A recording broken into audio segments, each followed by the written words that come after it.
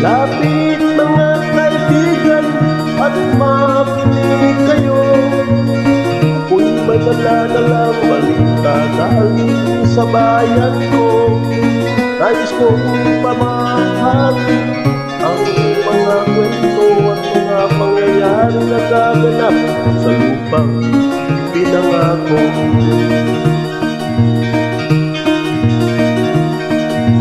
Ang lupang pinanggalingan ko'y may bahid ng dugo. May mga larong di magkalipat, nasa hawlang ito. May mga punong walang dahon, mga pusong di magkakibo, sa mga pangyayaring nagaganap sa lupang ipinangako.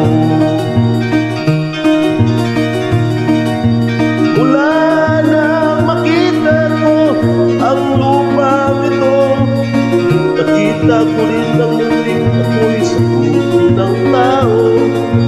Pinatungan ng mga kabulukan hanggang sa lumago. Ngayon ang puso'y may takot sa lupang ipinangako.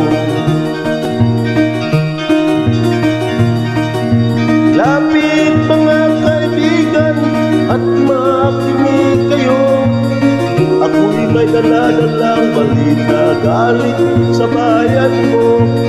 Nais kong ipamahagi ang mga kwento at mga pangyayaring nagaganap sa lupang ipinangako.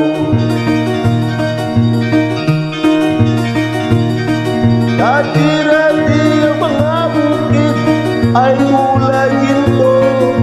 Dati-dati ang mga tao sila yan ang ibong. Dati-dati ang tahilikan, ang musikang nagpapatulog sa mga batang walang buwang sa mundo.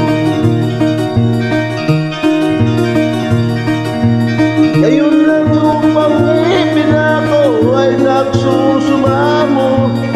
Matakal din ng luha ang apoy sa kanyang puso. Tingin niyo ang mga sigaw ng mga puso ng tao. Una niyong nadamhin kabila sa inyo.